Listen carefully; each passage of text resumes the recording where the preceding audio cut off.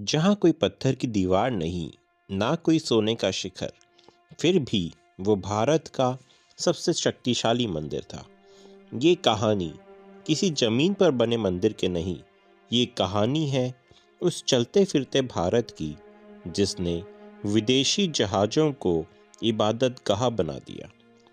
हजारों साल पहले जब दुनिया के नक्शे बन रहे थे, तब भारतीय नाविक चोल, कलिंग और गुजरात के सौदागर हवाओं को चीरते हुए अरब और सुदूर पूर्व तक जाते थे। ये सफर हफ्तों का नहीं, महीनों का होता था। उस उफनते समुद्र में मौत हर लहर के पीछे छिपी थी। विदेशी नाविकों के पास हथियार थे, नक्शे थे, लेकिन भारतीयों के पास कुछ और था।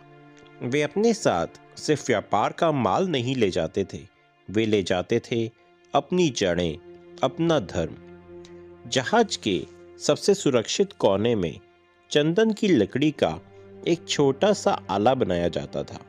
वहां विराजते थे एक छोटी सी धातु की मूर्ति, तांबे के लोटे में गंगा जल और एक अखंड ज्योत। जब नमकीन हवाएं चेहरे को झुलसाती, तब उस कोने से आती धूप और अगरबत्ती की खुशबू नाविकों को याद दिलाती थी कि वे अकेले नहीं हैं, घर उनके साथ चल रहा है। जहाज पर मौजूद विदेशी सेलर्स उपहास करते।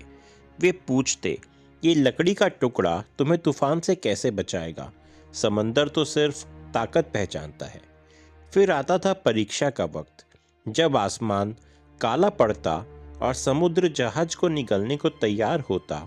विदेशी नाविक डर से चीखते, भागते, लेकिन भारतीय नाविक वे उसी छोटे से मंदिर के सामने स्थिर बैठ जाते। मंत्रों का उच्चारण शुरू होता, ओम नमः शिवाय या शांति शांति शांति। हैरानी इस बात पर नहीं थी कि तूफान थम गया, हैरानी इस बात पर थी कि उस शोर में भी भारतीय नाविकों के चेहरों पर एक अजीब सी शांति थी।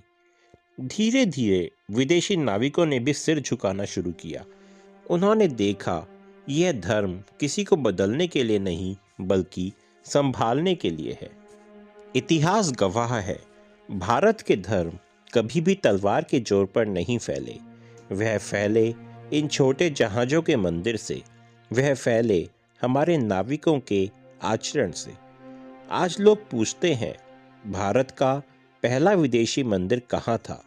मैं कहता हूँ, वह किसी जमीन पर नहीं, बल्कि उस लकड़ी के जहाज पर था, जिसने 7 समंदर पार पहली बार वसुधैव कुटुंबकम का दिया जलाया था।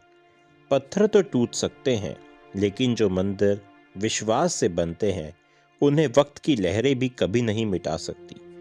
यही है भारत, जो झुकता नहीं, सिर्फ भक्ति में शीश नवाता है।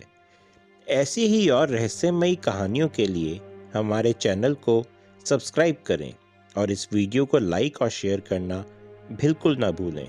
धन्यवाद।